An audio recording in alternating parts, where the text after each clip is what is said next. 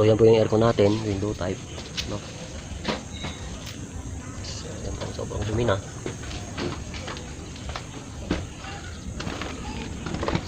Ayan po, bara na yung drain.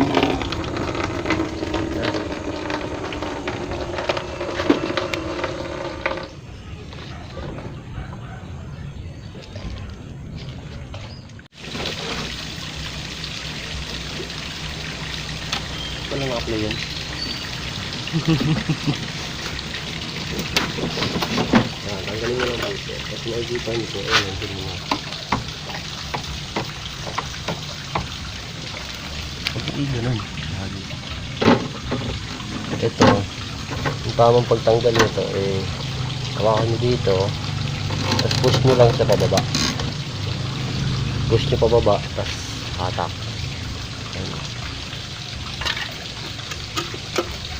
Tutukan mo lang yan.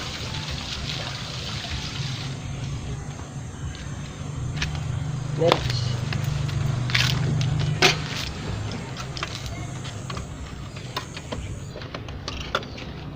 Ito yung pan motor, no? So ito pwede natin takpan, pwede rin natin tanggalin. So ngayon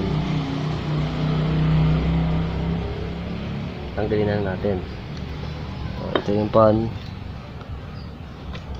Bago nyo tanggalin, pwede nyo siyang picturean nyo muna bago nyo, para di kayo malito pagka balik nyo. So pwede rin naman dito, yan, may diagram siya, dito na nyo natignan para pagbalik nyo hindi kayo malito kung marunong po kayo magbasa. Pero kung hindi naman, picturean nyo na lang po para sigurado, no?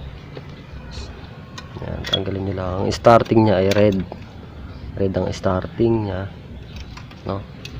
Then yan, capacitor yung isa blue, dalawang blue, isang red. Then ito speed nya, no? Speed orange sa dilaw.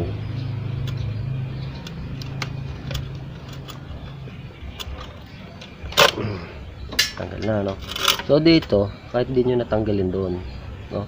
Dito na kayo magtanggal para di kayo malito. Dito na tanggalin nyo dito.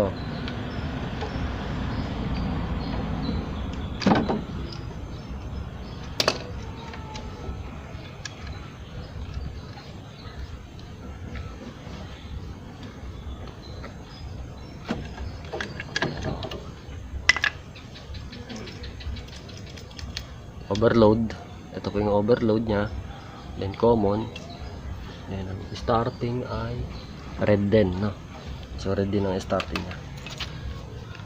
So tanggalin natin to. Bago mo tanggalin, picture mo ulit. Picture para meron kang ano, pagbalik di ka mahirapan, no? Tapos meron din naman diagram para makita mo rin. So tanggalin natin to. Tanggal, common. Basta ang overload laging nasa common.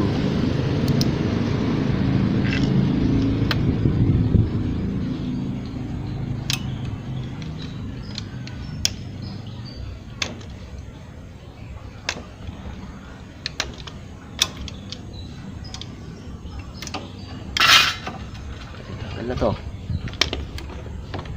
Okay na. Para hindi lang din siya mabasa, no? Lagay natin siya sa hindi siya mabasa.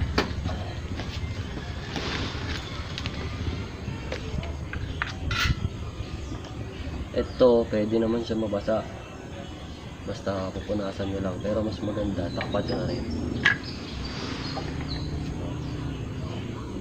Para safety.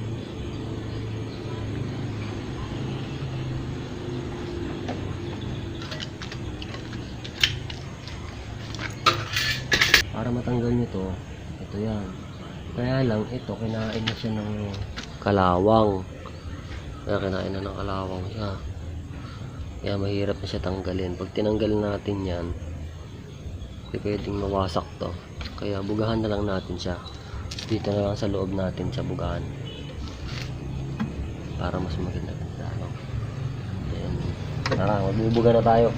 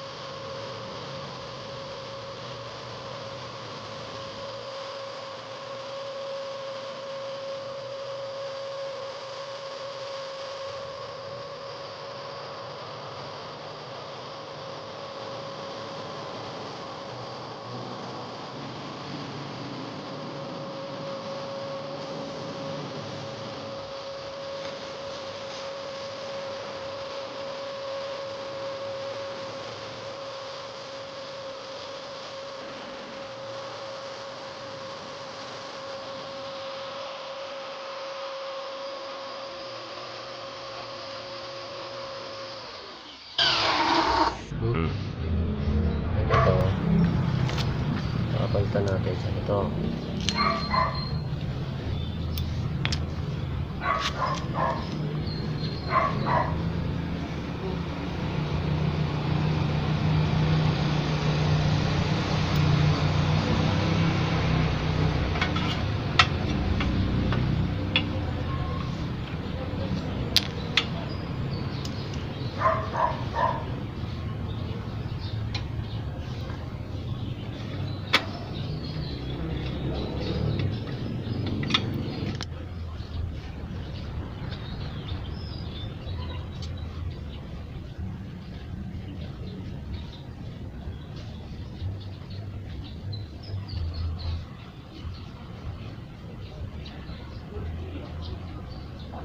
Grabe gulong nito.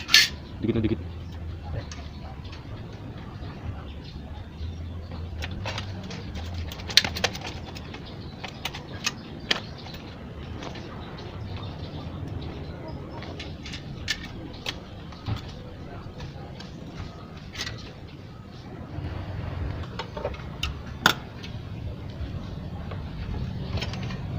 Itong red starting lagay mo dun sa ano, dapat nag-isa ito.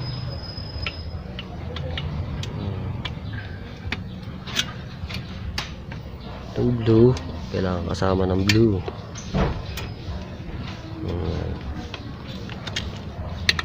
Ayan, blue. Ayun o. Then ayan, blue, tumakbo kay capacitor, tumakbo doon, yun o. Tapos kasama niya blue rin na galing kay pan motor.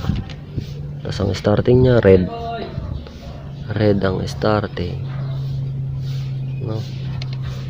Itong dalawa speed orange, low cool, high cool yellow. Oh.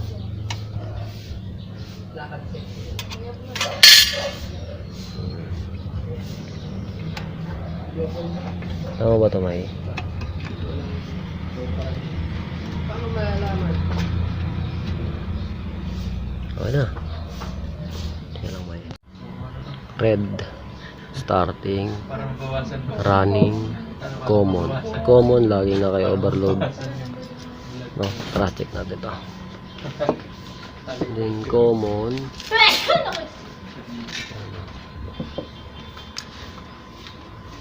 dito hindi kayo maliligaw kasi ayan, may nakasulat siya na common, running, starting. Hindi kayo maliligaw dyan, no? So lagay na natin dyan. Yan yung yan, common, starting, running. So sabi dito sa diagram, ang red ay starting, common yellow, running blue. Blue ang running, starting red, yellow ang common. So yellow, lagyan natin sa common.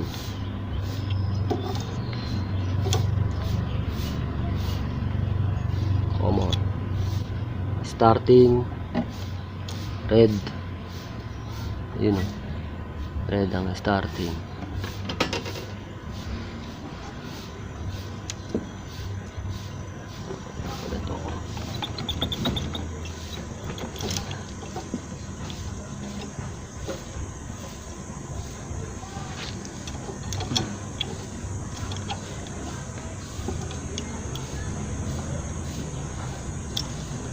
Starting red. Siyempre ang common natin ay yellow. Tapos yung nag-iisa running. Yung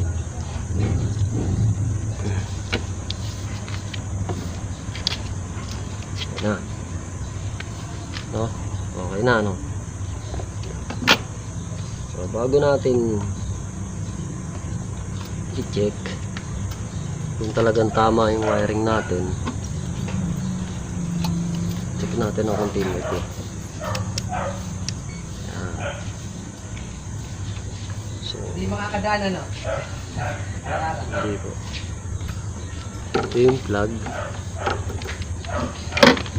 Kailangan i-off nyo muna siya. Off. Off. Then, ito yung plug. Ito yung tester natin, no? Continuity. Pag short muna natin to kung talagang okay yung tester natin. Okay. Ito mo, okay. So, ito yung plug, no? Ito yung paano mag-test ng ano kung para pag saksak mo, safe ka. So, test mo muna to. Dalawang plug. Ayan. Ibig sabihin, hindi siya shorted. Wala siyang palo. Ayan, wala siyang palo. Pag dinikit ko yung kamay ko, shorted na siya. Pag inalis ko, hindi. Kasi body ground eh. So, ngayon, para na talagang masubukan, no? Dumidikit yung kamay ko eh. So, click naman natin siya sa pan. Pan. Oh. Pan. Ayun, nag-running na siya, no? High pan, compressor. Okay. Basta dapat hindi siya papalo pagka naka-off. Sige.